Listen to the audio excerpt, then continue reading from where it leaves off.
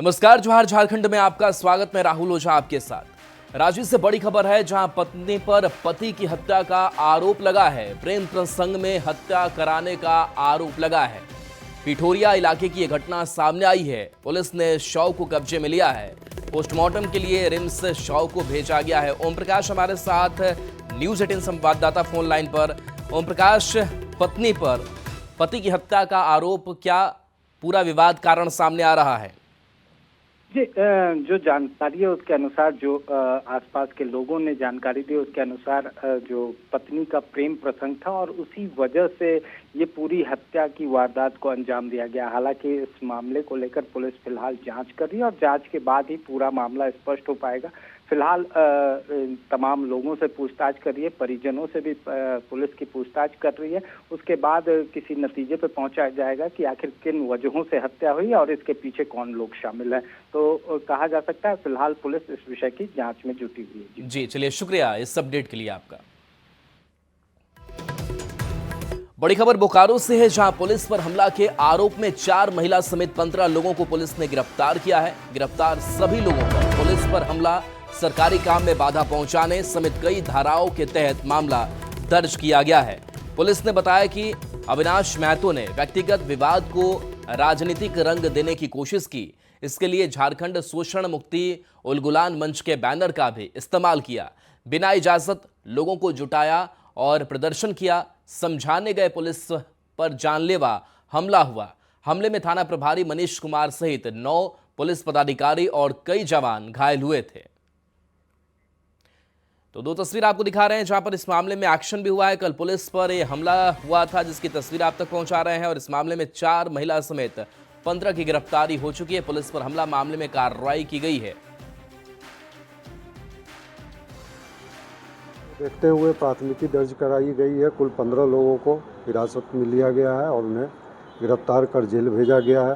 छानबीन में यह पता चला कि अविनाश कुमार महतो जिस मांग को लेकर वो धरना पर बैठे हुए थे, उनका वो व्यक्तिगत मामला था।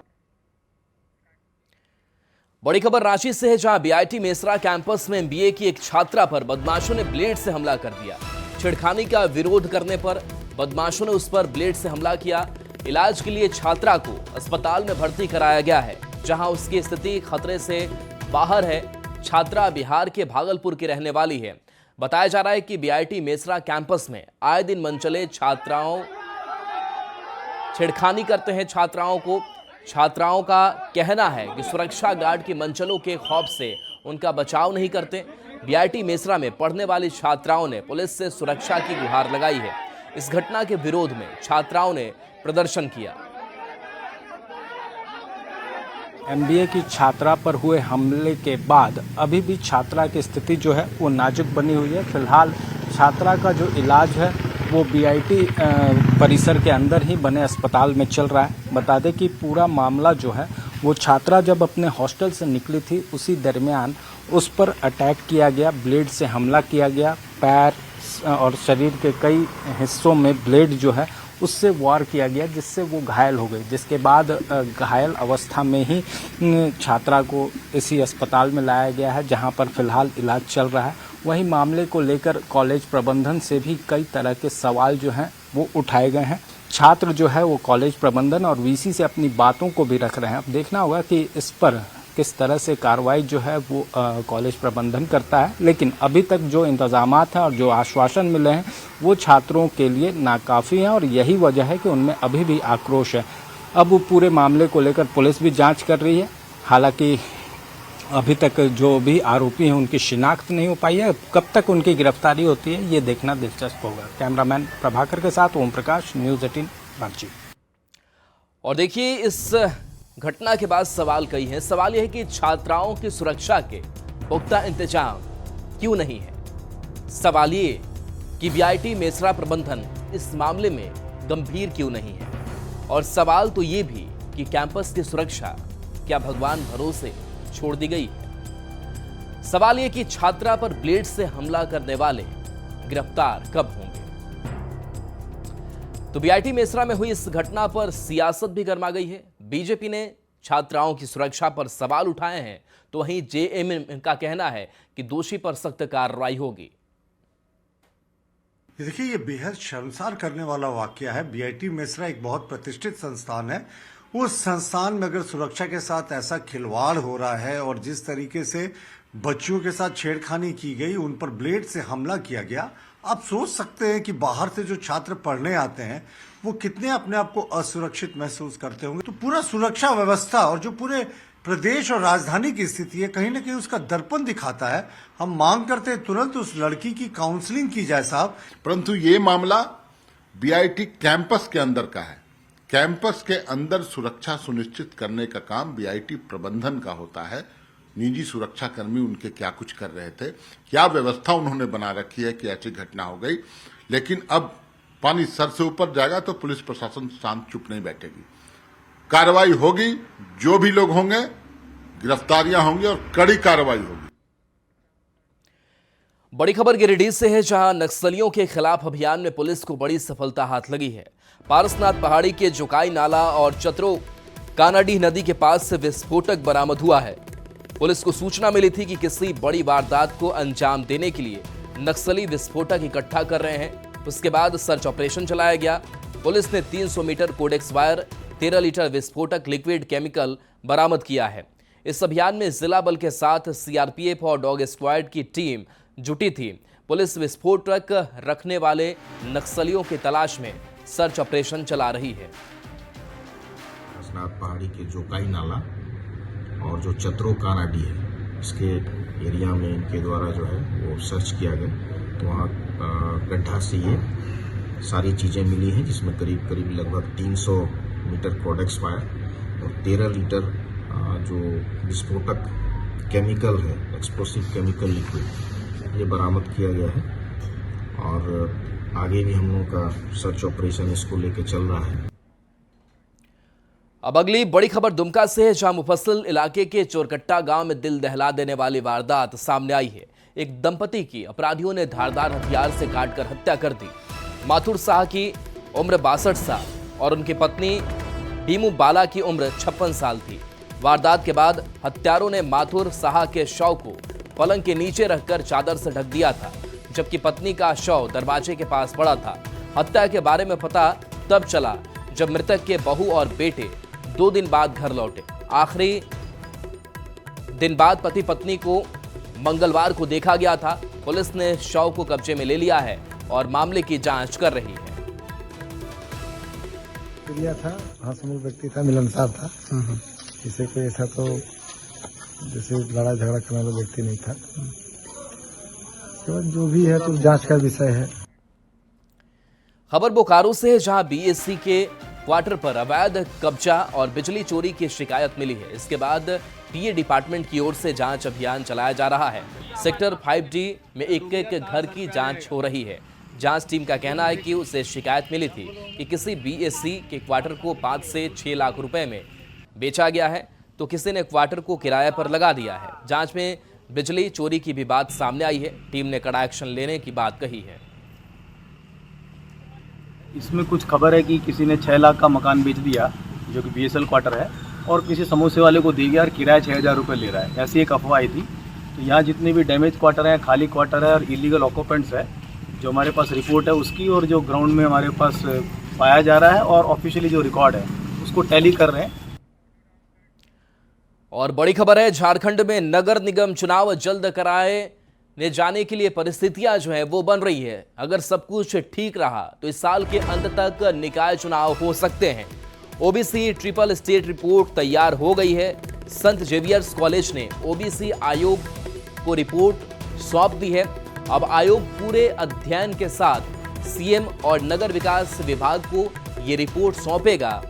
जानकारी के मुताबिक ट्रिपल टेस्ट रिपोर्ट के आधार पर आयोग सरकार से राज्य में संवैधानिक बाध्यता को ध्यान में रखकर 50% आरक्षण सीमा के अंदर ही जिसकी जितनी आबादी उसकी उतनी भागीदारी का फॉर्मूला अपनाने जा रही है।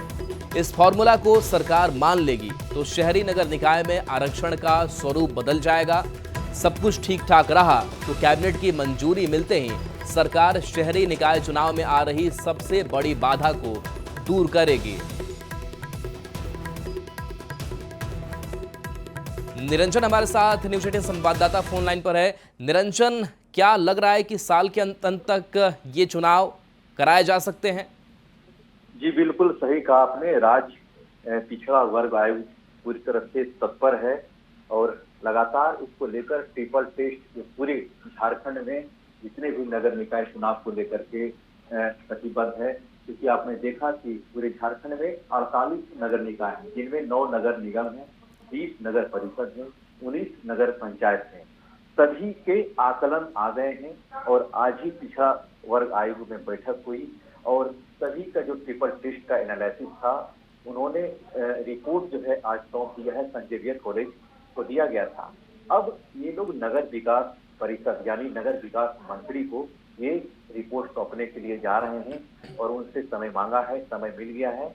अब मुख्यमंत्री से भी समय इन्होंने मांगा है, तो उम्मीद है कि शाम तक ये रिपोर्ट उनको जाकर के सौंपेगा। यानी अब पिछड़ा वर्ग आयोग का काम समाप्त हो गया। सरकार यानी झारखंड सरकार का काम है कि इस पर कब तक निर्णय लेती है। हालांकि अगर हम बात करें झारखंड चुनाव आयोग में जो चलिए बिल्कुल, तो निकाय चुनाव का रास्ता साफ दिखाई दे रहा है। चलिए बहुत बहुत शुक्रिया इस अपडेट के लिए आपका।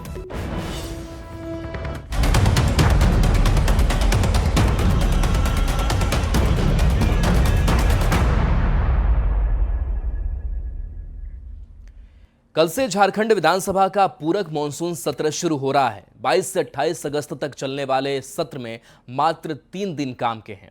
इस 3 दिन में BJP Surya Hansda encounter, Atal clinic, law and order के मुद्दे पर सरकार को घेरने की तैयारी में है। कल दोपहर 1 बजे के बाद बीजेपी विधायक दल की बैठक होगी।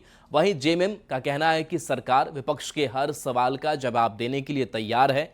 बता दें कि दिशोम गुरु के निधन के कारण 4 अगस्त को बीच में ही मॉनसून सत्र को स्थगित कर दिया गया था। हम सत्र में जरूर कड़े प्रश्न पूछेंगे। सूर्या हांसदा का इनकाउंटर कि ये कोल्ड ब्लडेड मर्डर है, क्योंकि वो खनन माफिया के खिलाफ आवाज उठाते थे। और अटल बिहारी वाजपेयी जी के क्लिनिक का नाम बदलकर इन्होंने पूरे तरीके से मदर टेरेसा के नाम पर कर दिया। राज्य के निर्माता के साथ ऐसा खिलवाड़ कतई बर्दाश्त नहीं होगा और प्रदेश की विधि व्यवस्था की जो डगमगाती स्थिति है उस पर भी चर्चा होगी। कोई मुद्दा है विपक्ष के पास? आपको लगता है? हमको तो, मुझे तो नहीं लगता है। लेकिन विरोधी पार्टी हैं, विपक्ष हैं, तो कुछ न कुछ बातें उठाएंगे और जो भी बातें उठाएंगे उनका माकूल जवाब दिया जाएगा। उत्तर प्रत्युत्तर होंगे।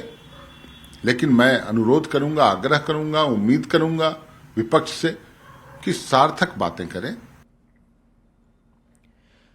पूरक मॉनसून सत्र के पहले यानी कल वित्तीय वर्ष 2025-26 का पहला अनुपूरक बजट पेश होगा। इसके बाद शोक प्रकाश के बाद सदन की कार्यवाही स्थगित हो जाएगी। 23 और 24 अगस्त को अवकाश रहेगा। 25 अप्रैल को प्रश्नकाल होगा और अनुपूरक बजट पर चर्चा होगी। 26 अप्रैल को प्रश्नकाल और राजकीय विधेयक पर चर्चा होगी। 27 अगस्त को अवकाश रहेगा।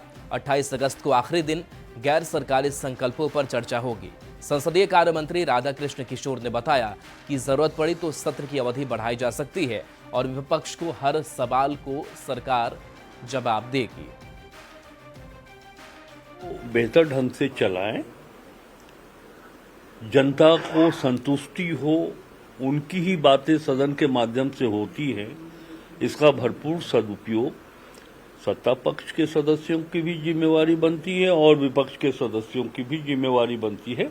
जहां तक प्रश्न उठता है किसी विशेष मामला पर अगर लोग उठाते हैं तो संसदीय कार्य मंत्री होने के नाते मैं आपको आश्वस्त करता हूं कि हमारे जितने भी प्रतिष्ठित जो हमारे विपक्ष के सदस्य हैं उन्हें संतोषप्रद जवाब दिया जाएगा। पहले ये बात आने दीजिए विधानसभा के पटल पर। राजनीति को अपराधीकरण से बचाने के लिए लोकसभा में पेश 130वें संविधान संशोधन बिल का राहुल गांधी और कांग्रेस विरोध कर रही है, जिस पर बीजेपी सांसद निशिकांत दुबे ने निशाना साधा है। मुझे लगता है कि ट्यूशन और ट्वीट, इसी दो चीज पर जो है राहुल गांधी, कांग्रेस और पूरे विपक्ष की राजनीति पड़ी हुई है। कोई भी प्रधानमंत्री हो, मुख्यमंत्री हो, मंत्री हो, यदि वो जेल जाएगा तो क्या वो इस्तीफा नहीं देगा? क्या उसको इस्तीफा देना का नैतिक अधिकार नहीं है? मैं एक नहीं 1000 उदाहरण दे सकता हूं। हमने संविधान संशोधन किया, हमने ओबीसी को संवैधानिक अधिकार दिया, हमने इकोनॉमिकली वीकर सेक्शन को उनको अधिकार दिया कि उनको भी रिजर्वेशन मिलेगा। हमने वो किया। और आपने क्या किया? राष्ट्रपति को कितनी ताकत आ जाएगी, खत्म हो जाएगी, प्रधानमंत्री को कितनी ताकत आ जाएगी, एग्जीक्यूटिव को कितना हो जाएगा। मौसम में लगातार हो रहे उतार चढ़ाव के कारण लोग तेजी से वायरल संक्रमण के शिकार हो रहे हैं और यही कारण है कि अस्पतालों में मरीजों की संख्या अचानक बढ़ गई है। रामगढ़ सदर अस्पताल में सैकड़ों मरीज वायरल फीवर के पहुंच रहे हैं। डॉक्टर लोगों से खूब पानी पीने और संक्रमण से बचने की सलाह दे रहे हैं। संवाददाता जावेद खान की इस रिपोर्ट को देखिए। ज़्यादा आ रहे हैं, खांसी हो गया, फीवर हो गया। फीवर आने के बाद यदि जो हम लोग जनरली पैरासीटामोल देते हैं, पैरासीटामोल देने के बाद भी फीवर डाउन नहीं होता है। माइल्ड तो कफ रहेगा, लेकिन उसको बहुत ज़्यादा बलगम नहीं आएगी, फीवर डाउन नहीं होगा, प्यास बहुत ज़्यादा लगेगा, वीकनेस बहुत ज़्यादा लगेगा। तो ये सब फीचर हैं कि वायरल फीवर है। और कुछ उसको रिपोर्ट नॉर्मल लगेगा कि नॉर्मल है, पेशेंट बोलेगा रिपोर्ट नॉर्मल है, लेकिन मुझे फीवर तो डाउन नहीं हो रहा है। तो इसमें सबसे ज़्यादा है कि न्यूट्रिशन और डिहाइड्रेशन नहीं है। उसके लिए कि बहुत ज़्यादा पानी पिएं, ORS पिएं, नींबू पानी पिएं। सदर अस्पताल में इन दिनों वायरल के रोगी ज़्यादा पहुंच रहे, यानी सर्दी खांसी बुखार के रोगी ज़्यादा पहुंच रहे हैं। आप देख सकते हैं सुबह से यहाँ मरीजों की भीड़ लगी हुई है। यहाँ कुछ लोग हैं जिनसे आप बात करेंगे। क्या आपका नाम? गुलनाज खातून। क्या हो गया? बच्चा को दिखाने आए, तबीयत खराब है। बुखार हो गया? हाँ, बुखार है, सर्दी है। 11 बजे से आए। 11 बजे से डॉक्टर देख लिए?